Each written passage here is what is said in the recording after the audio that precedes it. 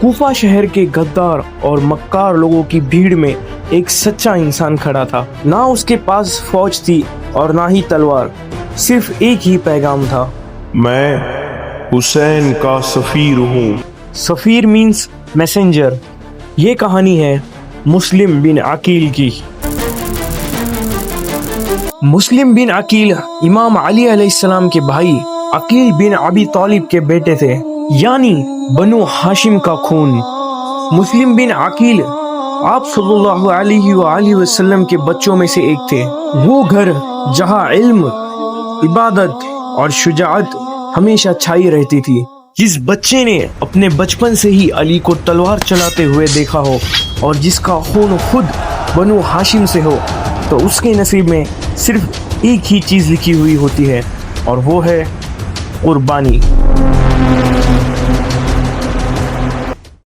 امام حسین علیہ السلام کو کوفہ سے 18,000 لیٹرز ملے۔ سوچو 18,000 لیٹرز، اور ہر لیٹر میں صرف یہی لکھا تھا، آئیے مولا ہم آپ کے ساتھ ہے، جس پر امام حسین نے کوفہ کے جانب مسلم بن عقیل کو اپنا سفیر بنا کر بھیج دیا۔ اب جیسے ہی جناب مسلم کوفہ میں پہنچے تو انہوں نے لوگوں سے کہا، یہی وقت ہے حق اور باطل کے بیچ فرق کرنے کا۔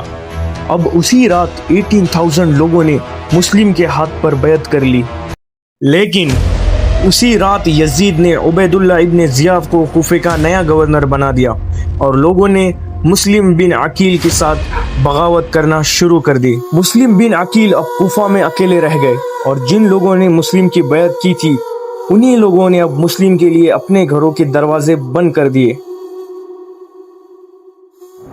اب مسلم بن عقیل کوفہ کی خاموش گلیوں میں بھٹک رہے تھے۔ تبھی ایک بوڑھی عورت دوا نے اپنے گھر کے دروازے ان کے لیے کھول دیے اور کہا، بیٹا آ جاؤ، تم میرے گھر میں محفوظ ہو۔ لیکن جیسے ہی صبح ہوتی ہے وہ دروازہ توڑ دیا جاتا ہے، اور مسلم بن عقیل ان لوگوں سے کہتے ہیں، میں امام حسین کا سفیر ہوں، تمہیں بیعت توڑنے کا حکم کس نے دیا؟ اب مسلم بن عقیل کو کوفے کے انہی لوگوں نے گھیر لیا تھا جنہوں نے ان کے ہاتھ پر بیعت کر لی تھی۔ مسلم بن عقیل نے بہت بہادری سے لڑا، لیکن جب ان کی تلوار تھک گئی اور خون بہہ گیا تو انہیں قید کر کے کورٹ میں عبید اللہ ابن زیاد کے سامنے لایا گیا۔ جہاں عبید اللہ ابن زیاد ان سے کہتا ہے، اے مسلم، یزید کی بیعت کر لو۔ اب مسلم بن عقیل عبید اللہ کی آنکھوں میں دیکھتے ہیں اور اس سے کہتے ہیں، میں اس کی بیعت نہیں کرتا جسے میرے امام نے حرام کہا ہو۔ عبید اللہ ابن زیاد اس پر بہت غصہ ہوتا ہے اور اس کے سپاہیوں کو حکم دیتا ہے کہ مسلم بن عقیل کو کوفہ کی مسجد سے نیچے گرا کر شہید کیا جائے، اور مسلم بن عقیل شہید ہو جاتے ہیں۔ کربلا کے سفر سے پہلے امام حسین کو یہ خبر پہنچ جاتی ہے کہ آپ کے سفیر مسلم بن عقیل شہید ہو گئے ہیں۔ جیسے ہی یہ خبر امام حسین نے سنی، وہ ایک جگہ رک گئے، آسمان کی طرف دیکھا اور کہا، ان للہ و انا الیہ راجعون۔